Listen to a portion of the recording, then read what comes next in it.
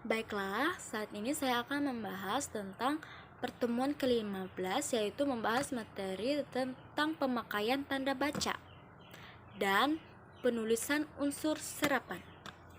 Baiklah, yang pertama saya akan menjelaskan tentang pemakaian tanda baca.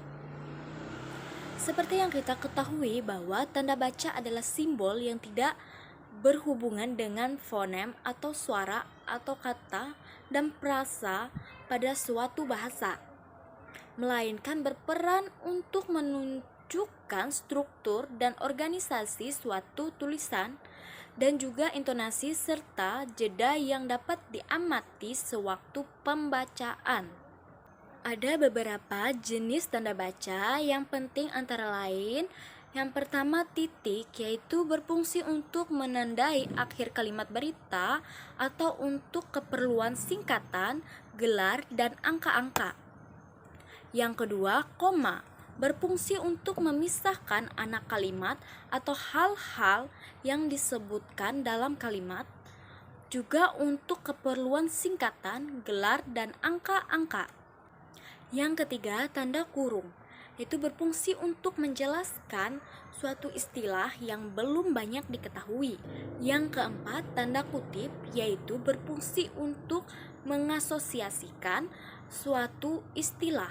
Yang kelima, tanda petik, yaitu berfungsi untuk menandai kalimat langsung atau percakapan dalam naskah drama.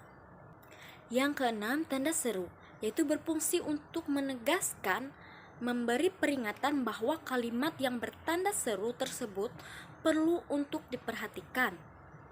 Yang ketujuh, tanda tanya, yaitu berfungsi untuk melengkapi kalimat tanya atau kalimat bertanya. Yang kedelapan, tanda hubung, yaitu berfungsi untuk menghubungkan penggalan kata, kata ulang, rentang suatu nilai. Dan yang kesembilan, titik dua, yaitu berfungsi untuk mengawali penguraian suatu kalimat. Yang kedua, penulisan unsur serapan. Penulisan unsur serapan biasanya masih menggunakan bahasa asing, namun tetap dipakai dalam konteks bahasa Indonesia. Unsur asing tersebut sudah diserap dan disesuaikan ke dalam bahasa Indonesia, sehingga sering digunakan dalam kehidupan sehari-hari. Seiring perkembangannya, bahasa Indonesia menyerap berbagai unsur asing agar lebih singkat dan mudah dipahami.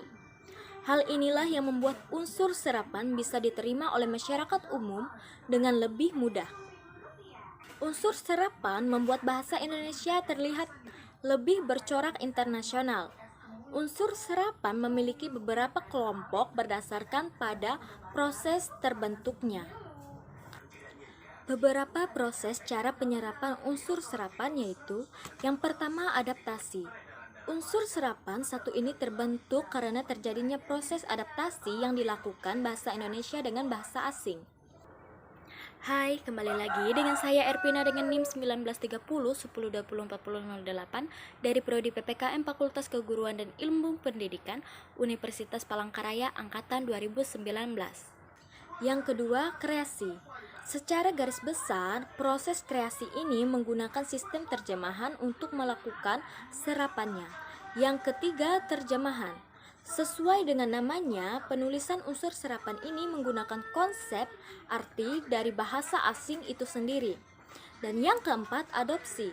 Proses adopsi akan menyerap bahasa asing untuk disusun kembali dalam bahasa Indonesia dengan cara mengambil keseluruhan arti, namun penulisannya seringkali berbeda.